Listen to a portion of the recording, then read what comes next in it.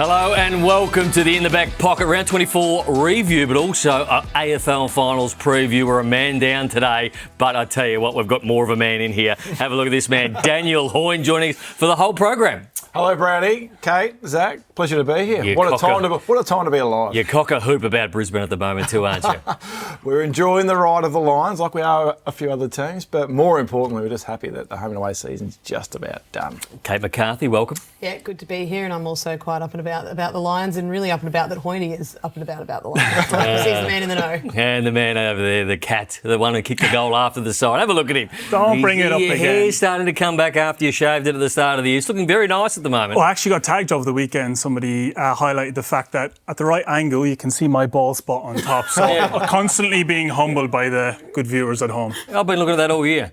So we have one bet every week, and it is the one bet that you're going to have if you are going to have a bet, and we've got a piggy bank to back that up, and we didn't go that well this week. And Caleb Sarong played really well, but he had a very slow start, only one disposal in the first quarter. Got motoring after that, finished with 24, but I missed it. I was tossing up between Brodie Grundy and Isaac Heaney. Brodie Grundy played very, very poorly. Isaac Heaney did not, so my $10 was donated, Zach. Yes, and a close friend of mine assured me Rory Laird was a safe bet this weekend, so be careful who you listen to, Kate.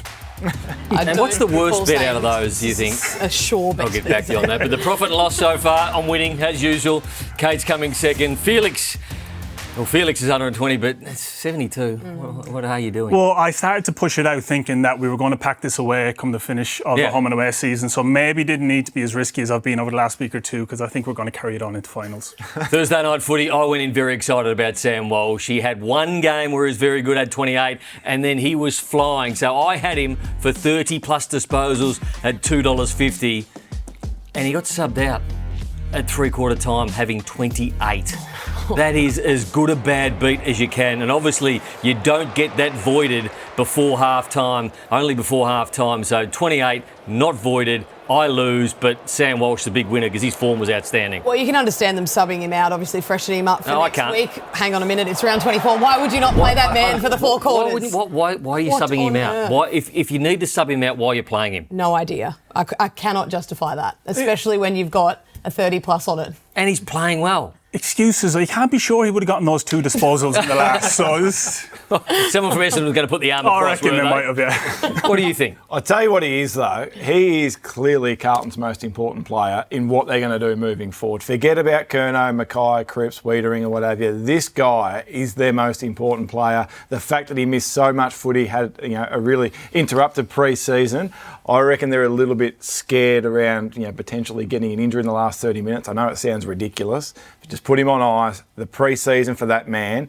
could determine how well Carlton go in 2026. What's better for Carlton, having Charlie Curnow or getting players in who can kick the football at expense of Charlie Curnow if he was to go to Sydney? 100% getting players in that can use the footy. We have spoken about at length on this show, 2025 footy is about transition, and it's about how you use the footy. Look at Brisbane, they lost Joe Danaher, everyone's up in how are they going to go? Who cares? You move the footy as well as what they do, you score. So you also look at the impact Harry Mackay's had the last couple of weeks. He kicked the 7 the week before.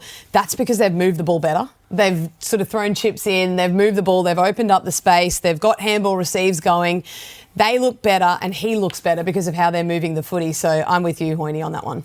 We all love a vibe bet, but we don't always get our vibe bets up. But Kate seems to all the time get her vibe bets up. There is a team in the competition that you don't want to play when there's some sort of emotional storyline attached to the victory. It would be Port Adelaide. We know how they rally the troops. They get up for players that are either playing their last game or when they've had backs against the wall. I'm taking the $4 here. I think the Gold Coast Suns, their form last week wasn't great, which does concern me with a little bit of bounce back factor, but Port Adelaide were awful against Carlton, so I think there's a little bit of bounce back there as well. But obviously Travis Boak, Ken Hinkley, that is the storyline here. Impressive. And you were very happy with yourself as you were saying it, and then you gave me a look at the end, like a smug look as if to say, I'm going to get this up. I was even happier on Friday night when they got over the line. But I just feel like anyone that they played on Friday night, anyone in the competition was going to have a tough job beating them. And we saw it. We saw how emotional it was. But it's not something that's new to Port Adelaide. For the last 2 years under Ken Hinkley, they've had to have a reason to get up and to win. and they had the ultimate reason on Friday night and they got the job done, and we'll get into it a little bit later, but that loss is going to cost the Suns greatly now. What was your takeaway of the weekend, Hanson? Well, you look at profiles and each team's profile, and Hoyney, you've been telling us for a while that the Doggies profile won't stack up come finals. Now, not only will it not stack up in finals, it looks like it's going to cost them a place in finals. So going forward offensively, they have weapons all over their place, but their inability to defend has really cost them, and history is a great predictor of future events, and their profile historically doesn't get you where you need to go.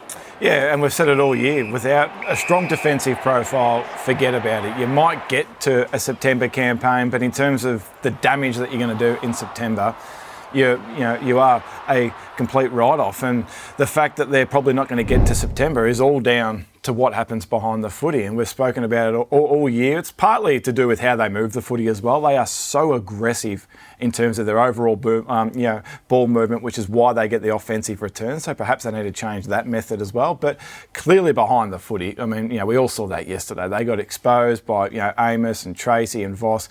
Any quick ball movement that came their way, they just couldn't hold up. And kicked themselves out of it early. 4 goals, 8. They should have been 5 goals up halfway through that first quarter. 19 inside 50s to 9. And you thought, this is going to be easy. This is going to be the Dogs' day. And slowly but surely, Fremantle started to get on top and they can't defend. So is it the way they play? Is it the way they move the ball? Or is it personnel?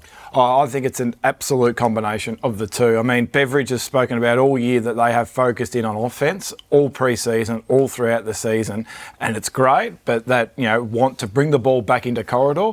If it doesn't come off with, a defensive, personnel behind the footy that are a bit vulnerable, well, you're giving yourself absolutely no chance. So I think it's a combination of both, and it'll be really interesting to see how they address it off-season. Yeah, so you look at potential premiership profiles and you go straight to the Cats. So of the 4 key areas, defence, ability to protect your back half, ball movement and territory, it's ticks across the board for the Cats. That is a premiership winning profile. Whether or not it gets you there, we have to wait and see. But heading into finals, you want to look at teams and back teams that you can trust and that history says will compete in finals. That's the profile you want to go to. And we put that up, I reckon, maybe about a month ago, or 2 or 3 weeks ago. They were the only team that had ticked all 4 areas.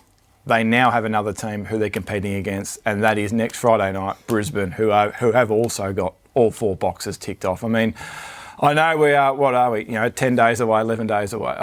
It's just, you just want it to come here already. Like that Friday night game, as silly as it sounds, the winner of that Friday night deserves to be short flag favourites, because what they are doing, both of them, is a little bit above the rest of their finals contenders. Brisbane Lions beaten them twice this year, once at the Gabba, which was a close game, and then they battled by 7 goals down at GMHBA Stadium. It was probably 6 or 7 weeks ago and took them to town. And you think back to the prelim last year as well at the MCG, that was a cracking game. I feel like we're in for something very similar to that.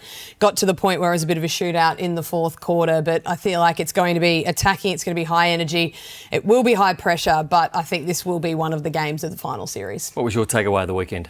Mine was back onto the Gold Coast Suns, and this loss is going to cost them. I know it seems very obvious to say, but if we look now at the equation, they could have made top 4 winning that game on Friday night against Port Adelaide. Let's have a look at their record against the teams that are in the equation now for them to play. It's either Fremantle or it's the GWS Giants, and we look at their record at NG Stadium. 0-7, they have never beaten the Giants at NG Stadium. Then we see round 15, they lost by 7 points to the Giants. Then round 23, not that long ago, the Giants absolutely pulled them apart. The 25-point scoreline was favourable to the Suns at the end of the game. They scored 4 goals from kick-ins end to end. Then we look at the Fremantle Dockers. 3 wins and 7 losses at Optus Stadium in their history. They lost by 11 points to Freo, that was playing at home as well. So for me, this is the lesser of 2 evils for the Gold Coast Suns. I cannot see them going to NG Stadium and beating the Giants. I also cannot see them going to Perth and beating Fremantle. So for me, this game has cost them dearly. So you're telling me no chance? I don't think they are a chance. No, and that pains me to say because I love the Gold Coast Suns. I love what they've done this year, but they have left their run way too late and their form going into this game is poor. Yeah, and we speak about profiles all year long on this show, and with 6 weeks to go in this home and away campaign from round 19 onwards, their profile at the moment doesn't resemble a finals team.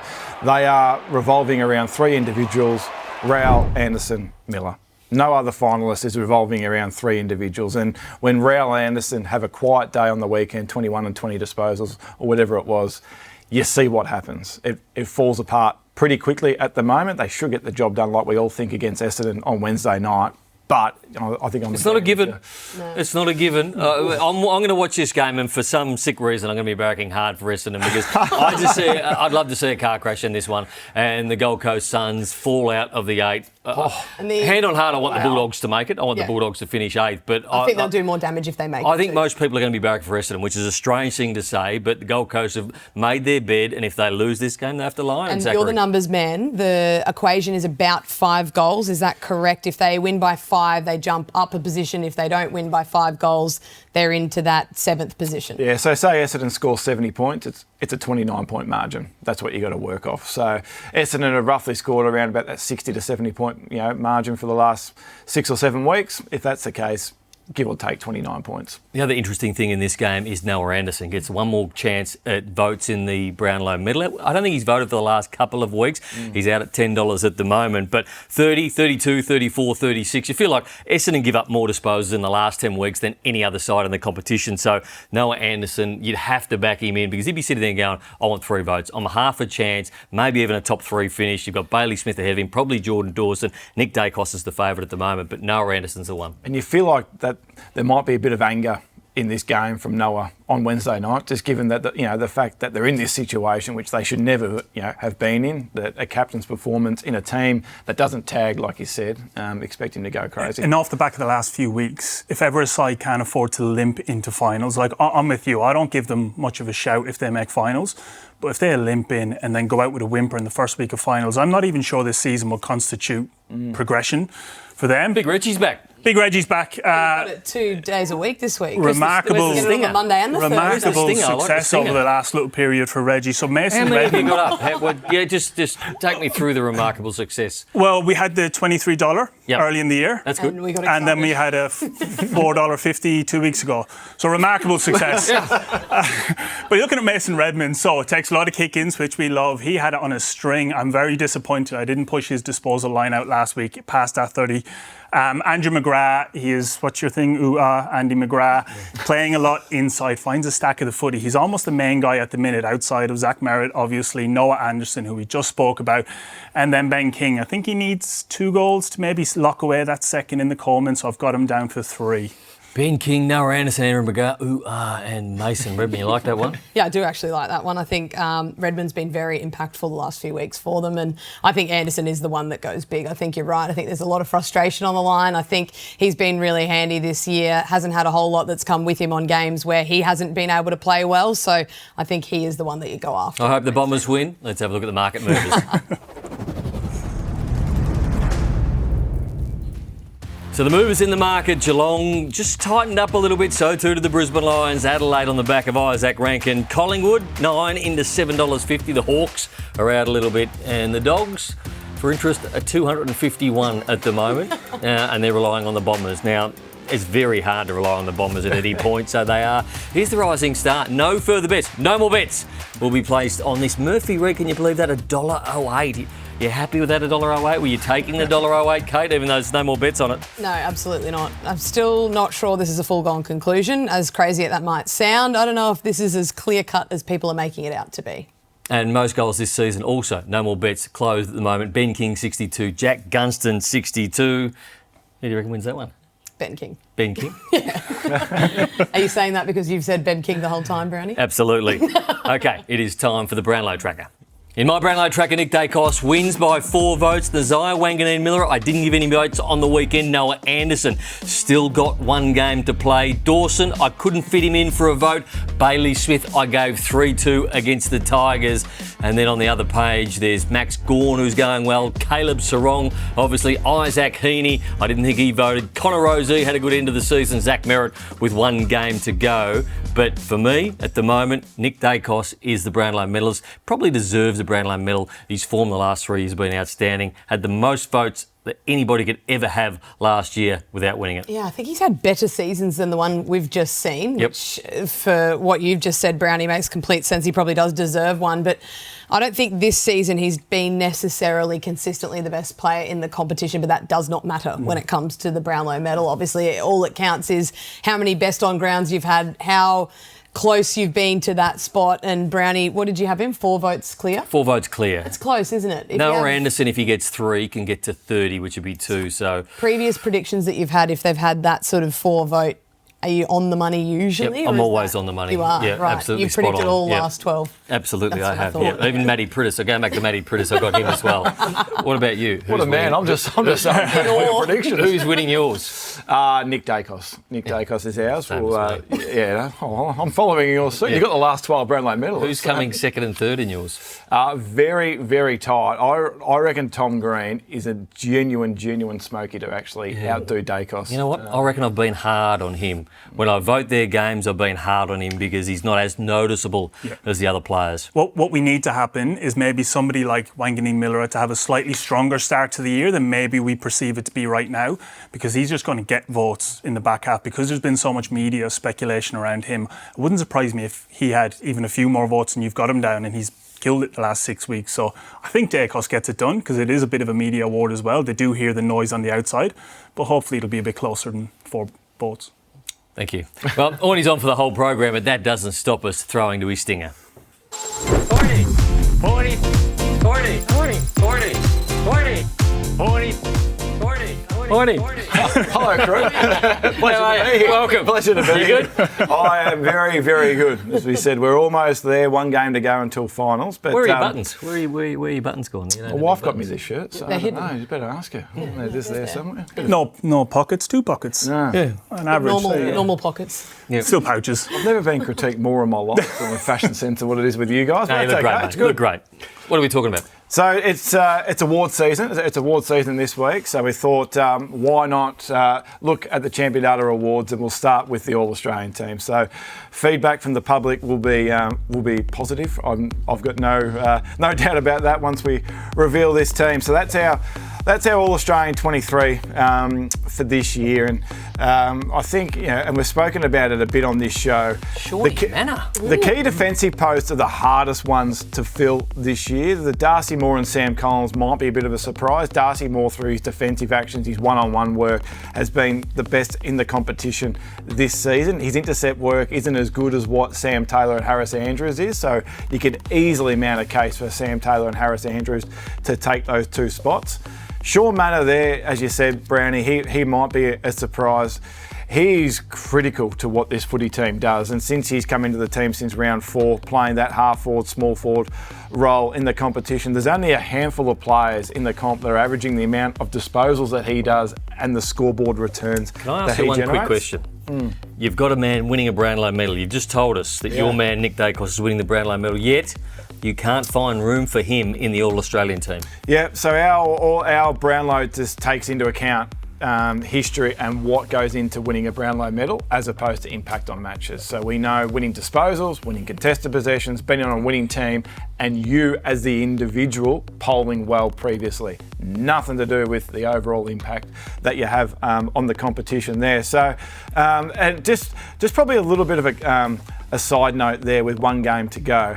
Noah Anderson is just outside this All-Australian team at the moment. So, and it is marginal line. So if he goes crazy like we've just spoken about before, he could easily slip into this team. Who's vulnerable in that team? At the expense, well then, if Matty Rowell has a semi-quiet one, he could pop out. It's Hunger Games. McCluggage could pop out. It is. And just there, Sam Darcy, this is absolutely no joke there. So ours, a bit like the All-Australian team, I think it's 16 games, 17 games. Ours is a minute based. Sam Darcy makes it by 1 minute. By playing that 1 minute extra on the weekend, he works his way into the team. So this is based purely on data, correct? All of the data that's in there and the players that are best in those positions. One thing I will give you credit for, picking actual wingers. Thank you for doing that. Yep. Got Jack Crisp and Zach Bailey playing there. There's a couple of small forwards I feel like are pretty stiff to miss out, and also a midfielder, Jordan Dawson, to miss out. I think he will be in the All-Australian team regardless of data. But the small forwards, I thought one of Jack Higgins or Jamie Elliott would probably be in this, but obviously we know the fall away from those two. Started off really strong, didn't have space for them. Yeah, and you can absolutely understand Jordan Dawson getting in. I think with our stuff is like we pick that team, which is the highest rated players in that area. But I've said this to a lot of people with all Australian teams. I just reckon it's more about eliminating the howler as a selectors, as opposed to it's not all absolutely data driven. And Jordan Dawson being a top 40 rated player in the competition, like someone wants to put him in the team, no worries. Like it's fine. But there's a couple of howlers that have been selected previously that's like, really? How did that person possibly... So a couple of the key posts at either end. So King is probably going to finish second on the Coleman outright. Doesn't tend to do a whole lot outside of kicking goals, but I think that rates very highly on your system. And I know you said the key post down back's maybe the hardest position to pick. I don't think I would have had either of those two. I maybe would have had Andrews and Cal Wilkie as the two.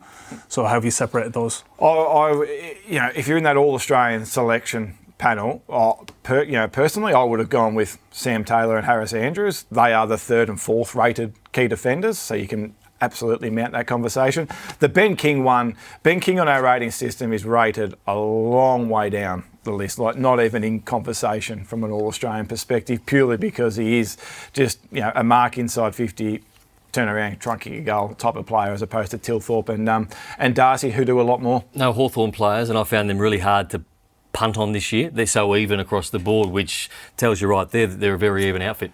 And I think it makes total sense why they are trying to go for a superstar. Let's talk rising star and the rated players in that rising star. You've got some data for us here. At the top of the pops is Harvey Langford. Those top three deserve so much credit and praise for what they're actually done so far this year. They are having seasons like we've hardly seen rising star eligible players before. So Harvey Langford to be the 63rd rated player in the competition. His game on Friday night against Collingwood elevated him up a little bit there. We spoke a little while ago about Dan Curtin and potentially this race being all over. He's still gone well, but has come off just a little bit over the last couple of weeks. And Murphy Reid there, rated inside the top 100. Just to put that into a bit of context. So Harvey Langford and Murphy Reid as absolute first-year players. So Dan Curtin, second or third-year player, whatever he might be. Harvey Langford's had the best season in our 15 years of doing our rating system by a first-year player on record, and Murphy Reid's season by a first-year player is the 7th best season on record. That goes back for 16 years. So just a bit of recognition for what those three and Langford and Reid have done in particular. I feel like Langford in a more competitive team this year would have got a whole lot more praise than what he has. Obviously, the three favourites are from three of the teams in the competition that have either been inside the 8 or been spoken about that top 9 position. But I've done a lot of Melbourne games this year, and there's probably not one that I've walked away from and said, where was Harvey Langford for today? He's contributed in every single game. He's played a really tough role for them on the wing as that big-bodied winger that floats all the way back into defence. So I'm with you. I think I'm surprised he hasn't been in more conversation around the All-Australian. It seems to be this top 3 and bust, but he's been really impressive. All right, we're going to head to a break. We're going to have Quick Hands coming up next. You can ask Hoyney some questions in the break, but Quick Hands coming up next on In the Back Pocket.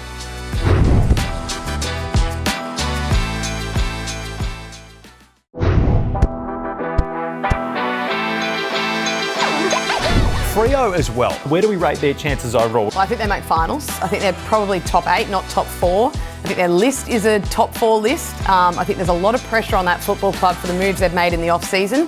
Pretty much chips in on the next couple of years. But I see them making finals, and I think from them a pass mark would have to be top 4 with what they've done in the off-season. Oh, Kate on the Dockers there. The hair was a bit longer too. Yeah, what do you think? Should I have kept it or cut it? I think you look great now. Oh, thanks, Browny. Absolutely. Okay, let's get straight into Quick Hands. And the first one up is Sydney is the biggest underperformer in 2025. Yeah, well, I'm not sure you could have forecasted the injuries they've had, and we've seen in the back half that there's still an elite team in there. I'd still put the Doggies down. If they miss out on finals, we were talking about them as potential premiership favourites not that long ago, so they're not the biggest underperformer for mine. It's the Doggies, but it has been a poor season. Yeah, no, they have an out with their injuries for me. Collingwood can beat Adelaide in 2 weeks' time. I don't think they can. I don't think they can. I think it's been really close, but I think Adelaide are in a little bit more form and have shown a little bit more form of late. But 3 points last time, anything can happen. Pies are a chance. Little Isaac out. Anything can happen. Jordan De Goey is their most important player going into this final series. Take a look at his finals record. Off the charts what he's done in finals. So we know that Nick Dacos is their best player, but what this guy could do could determine their final And what series. he can do at stoppage. Adelaide Crows are so poor at clearance and have been poor at clearance all year. What he could do to the Adelaide Crows at clearance could really change that game. Brisbane's goal-kicking woes will be their undoing. Well, potentially. It's the time of the season where you cannot afford to not make the most of your opportunities. Games are intense, they're contested, and if you do get it forward, you need to hit them on the scoreboard. The Western Bulldogs have a premiership list if they change the way they play. No, I don't think they have a premiership list. I think they need to bring in some sort of key defenders and some other defenders back there. Their defensive stocks are not good enough to win a premiership. Up the ground, yes. Midfielders, yes. Forwards, yes. Their defence isn't good enough. Their personnel isn't good enough to win premierships. No Tui, no Geelong. Correct. Boy, Hoyney. No Tui, no Geelong? Yeah, can't recover from the loss of a superstar like me. Absolutely. Well, this has been a great show. In the Back Pocket review. The finals are coming up. We'll be back. We'll do a show on Thursday and again next week. Good luck, and I hope you go well.